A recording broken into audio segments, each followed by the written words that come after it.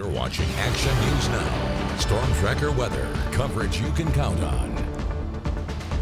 The Department of Water Resources continues to release water from Lake Oroville at a rate of 10,000 cubic feet per second. This is a live look at the lake, at the dam there, which you see it's just off to the left side of the screen. It's out of the picture at the moment, but the lake now sits at 87% full. The DWR says water is being released through both the main spillway and the Hyatt Power Plant.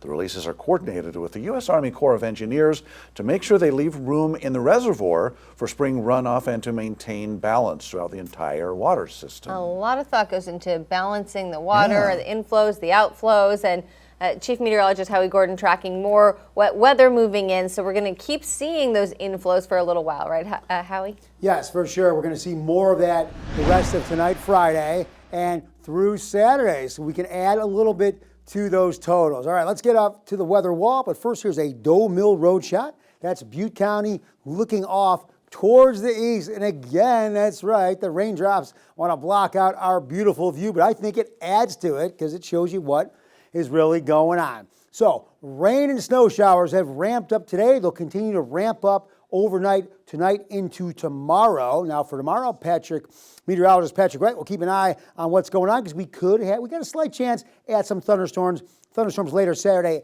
afternoon, but we'll start to dry out though by Easter Sunday.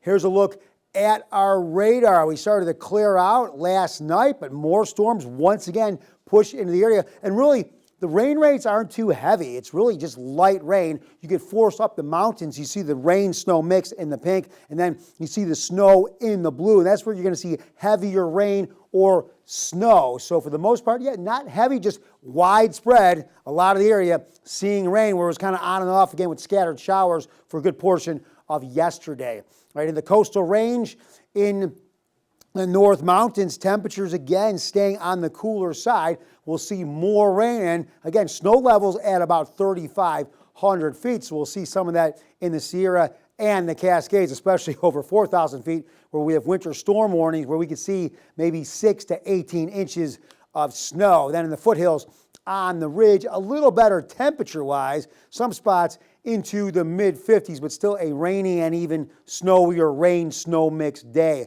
Here's what we got in the Northern Valley. Going to be a chilly one. Wind's not horrible, but a little bit of rain in there with those temperatures. That is definitely on the chilly side. And again, we stay below average without access to the sun, cooler air with the storms, and then the rain coming down, and really the same conditions for the Mid-Valley. A chilly night, so grab a couple extra blankets. And then tomorrow, not much of a warm-up, especially, again, not a lot of sunshine, with temperatures staying more than 10 degrees below average. Here's our future cast. Here is what we have. So everything has moved back into the area in terms of the rain and the snow. And again, that looks to continue once again all the way through Saturday, and eventually we can start drying off, but it's not going to be Saturday. We'll have to wait until Easter Sunday.